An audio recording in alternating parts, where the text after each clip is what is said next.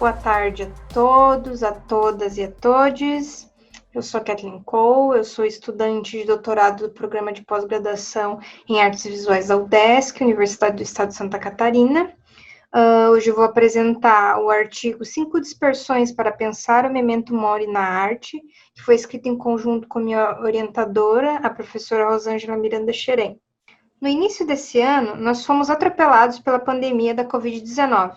Nossa rotina se tornou outra. Interrompemos e tivemos que repensar como estávamos vivendo, lançados numa incerteza quanto aos nossos projetos futuros. No coração da tormenta, cada um à sua maneira, ainda tenta processar a incontornável realidade. Quando lemos, assistimos e, por vezes, testemunhamos como os contaminados em estado grave vão para os hospitais e muitas vezes acabam morrendo. Diante da multiplicação desordenada de infectados e da necessidade de proteção sanitária, tanto a estrutura hospitalar como a funerária alertam para os riscos decorrentes das milhares de mortes. Mas, se viver em uma pandemia de abrangência planetária é agora uma realidade, a pergunta que cabe é: o que pode a arte nesse momento? Se muitos registros históricos e obras artísticas nos fazem lembrar sobre outras pestes que assolaram a humanidade, desde Grécia e Roma antigas, passando pela Idade Média e o Renascimento, até chegar ao século XX, escolhemos aqui tomar o caminho do memento mori, termo bastante ancestro, cuja força impactante se refaz na atualidade. Assim, esse texto nasce de certas premências passíveis de reflexão. Afinal, pensar a morte é também uma maneira de pensar a vida, em tempos tão adversos como os que agora vivemos.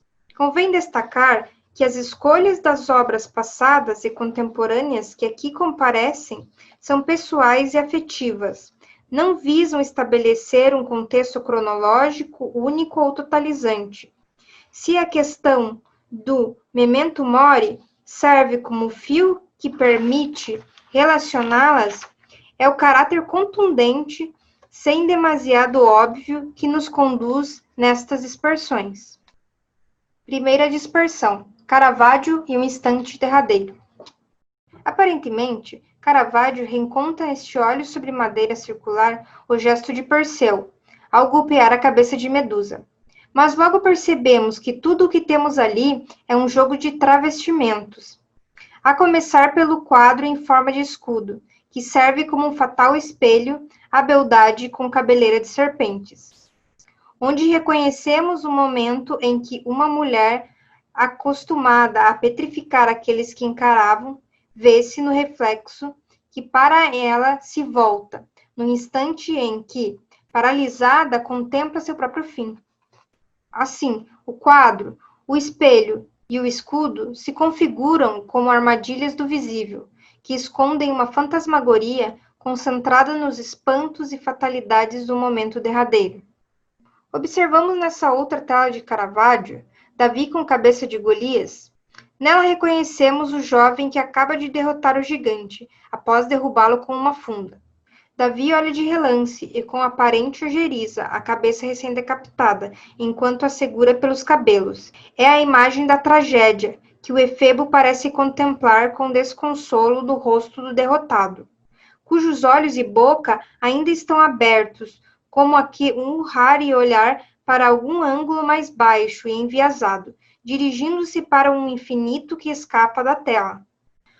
Ao perscrutar seu duplo no gesto de Perseu e Medusa, ou no rosto de Davi e Golias, Caravaggio parece afirmar o retrato da morte, como a própria problematização do destino humano, extravasando uma sensibilidade que, como diria Deleuze a respeito del Greco, procurava alcançar o esplêndido momento em que alguma coisa se mantém em vez de nada, em que responde à miséria do mundo com o excesso de princípios. Segunda dispersão: Velázquez e o retrato com Vanitas. Os retratos que, como o pintor da corte, Velázquez fez da juventude até a velhice do rei Filipe IV, chamam a atenção pela estranha estrutura quase metálica da gola do pescoço. Considerando o papel do governante em relação aos arranjos políticos e católicos, onde a nobreza espanhola estava circunscrita, este detalhe da vestimenta parece ganhar uma atmosfera onírica. Assim, é possível reconhecer que Velázquez parecia olhar com certo descrédito para a figura absolutista. Por outro lado, também podemos deslindar um sentido sobre Vanitas ao considerar o conjunto desses retratos. Afinal, retratar as mudanças do corpo e, sobretudo, da cabeça de Felipe IV não poderia ser o outro modo de pintar um quadro em que uma caveira ou uma ampulheta compareciam para fazer sua advertência moral? Cabe lembrar que Velázquez se tornou referência para artistas como Manet, seguindo-se de outros artistas como Picasso, Salvador Dalí. Falando sobre Francis Bacon, sabidamente referenciado em Velázquez, Deleuze chama a atenção no sentido de que apenas certos artistas conseguem o feito de ultrapassar uma figuração simplista e sensacional em proveito das forças invisíveis que se inscrevem no corpo e evidenciam o momento pático da sensação, cabendo ao pintor fazer ver potência profunda e quase insuportável do mundo que me pega, fechando-se em mim. Terceira dispersão, Claude Cahun e a invenção desrazoada. Façamos agora um saldo do tempo barroco ao período entre guerras, onde Claude Cahun, amiga de André Breton e Georges Bataille, explora as premissas surrealistas. De um modo bastante peculiar dentro desse grupo, evitou as reduções conforme as normatividades sexual binária, interrogando a própria feminilidade e processando as fantasias do desejo, recusando a limitação do corpo biológico e considerando a impossibilidade de alcançar o que poderia se chamar de um verdadeiro rosto.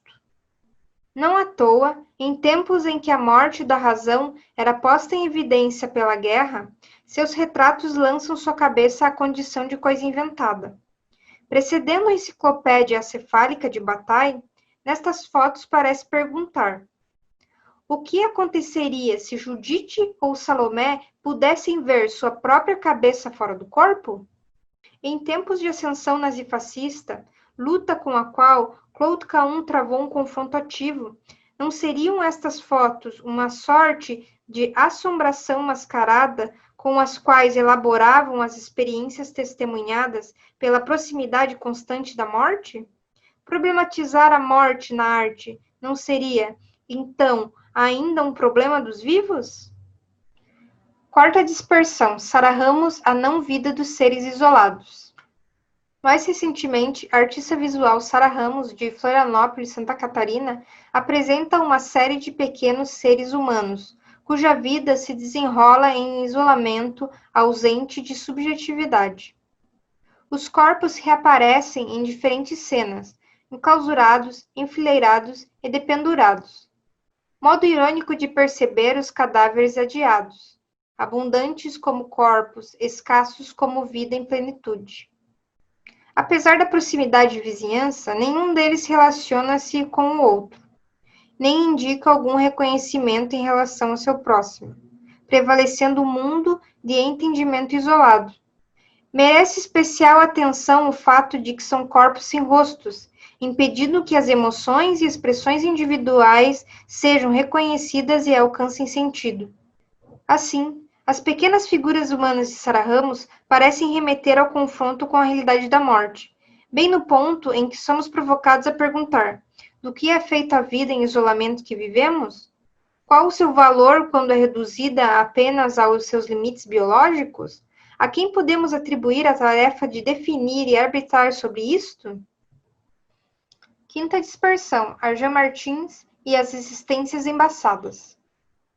Em sua pintura de telas e murais, o carioca Arjan Martins dedica-se a abordar problemáticas como migração, diáspora africana, identidades e nacionalidade. Seu interesse é colocar em questão as feridas históricas do passado colonial. Em inúmeros de seus trabalhos, o artista pinta cabeças sem face, como se fossem apenas sombras ou vultos anônimos.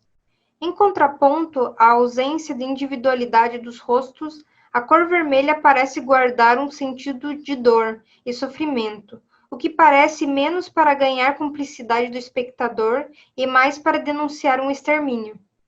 O efeito de mancha parece deixar essas figuras ainda mais imprecisas e inacabadas, dotadas de um corpo e uma história sonegada. Eram crianças ou eram jovens? Eram homens ou eram mulheres? O que faziam e que fim tiveram? Seus destinos pertenciam ao passado da violência escravocrata ou à atualidade dos refugiados e massacrados do terceiro mundo? Eis a morte exposta na arte, com uma prioridade social ignorada, que segue sendo uma urgência protelada há séculos. E não seriam essas obras um dispositivo a denunciar uma política da morte? Modos atualizados de pensar a morte? Ou lapso que faz retornar a fantasmagoria do memento mori? Essas foram algumas dispersões que se desdobram num tempo em que é pura interrogação. Muito obrigada.